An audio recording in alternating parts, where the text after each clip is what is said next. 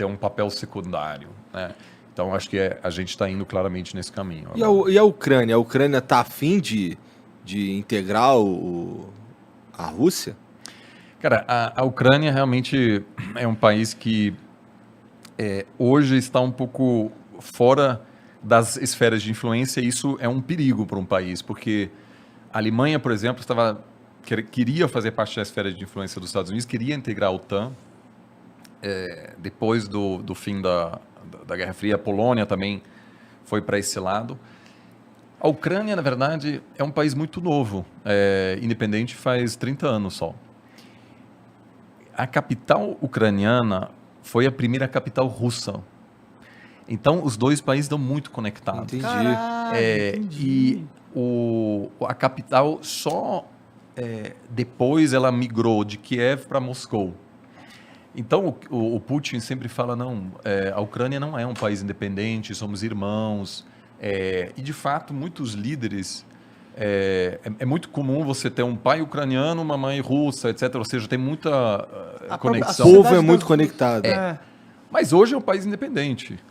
E tem muito ucraniano que prefere não ser dominado pela Rússia. O país, na verdade, está dividido no meio, e a parte ao leste tem uma forte presença de pessoas que falam russo em casa, que têm até uma certa simpatia com a Rússia, e do outro é uma população que prefere estar mais próxima à Europa. E nas eleições você vê claramente que essa divisão existe, e ao longo dos últimos anos sempre teve um pouco um presidente pró-russo e, às vezes, um presidente pró-Europa, pró-Estados Unidos, e, obviamente, as duas potências, por meio de financiamento de campanha, assessoria política, envio de armamentos, etc., busca influenciar esse país que está um pouco exposto nesse momento. Entendi. O que tem de tão legal na Ucrânia para o russo querer tanto aquele território? Cara, cultura, né, mano? Será a capital do país uma época. Mas é só isso? Não tem dinheiro envolvido?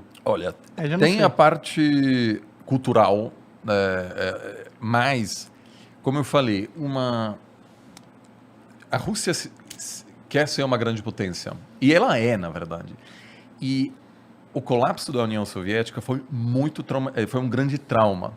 Agora, tem duas formas de lidar com trauma. A Alemanha também queria ser uma grande potência, colapsou, foi ocupado por outras potências em 1945. Né? Todos os alemães sabem dessas imagens dos russos e americanos chegando em Berlim, na capital. Poucos anos depois do Hitler prometer controlar toda a Europa. E a Alemanha contentou-se com um outro papel.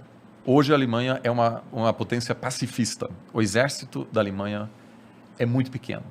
Quando a Alemanha foi chamada para participar da guerra no Afeganistão, eles toparam, mas depois se deram conta que não havia avião de transporte para levar as tropas para o Afeganistão. Ou seja, não tem umas forças armadas sérias. Nenhum general dá pitaco na política alemã, ninguém quer saber, e a Alemanha gostaria de deixar os assuntos mais tensos militares para outros países. Então, eles não querem mandar... Então, houve aí uma mudança que a população alemã aceitou que o plano de dominação mundial fracassou, ainda bem, e também porque não tinha outra escolha, estava ocupado. Aceitou que a partir de agora a Alemanha seria talvez uma potência econômica, mas jamais uma potência militar. A Rússia também passou por um processo de colapso, de muita humilhação. Era uma grande potência e o Gorbachev, que iniciou o processo de abertura, depois basicamente decretou o fim da União Soviética, é visto como um cara que, enfim, deixou um legado terrível, né? Porque o experimento democrático na Rússia fracassou. O início dos anos 90 na Rússia foi um caos total, um caos horrível. Tem um amigo russo mais velho que esteve na Venezuela recentemente, que atualmente é um país meio anárquico também. Ele falou, olha, esse aqui é igual Moscou em 93. Muita grana, zero polícia na rua, não tem regra.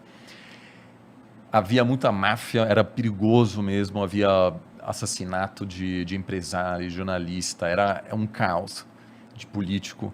E aí veio o Putin e falou, gente, vamos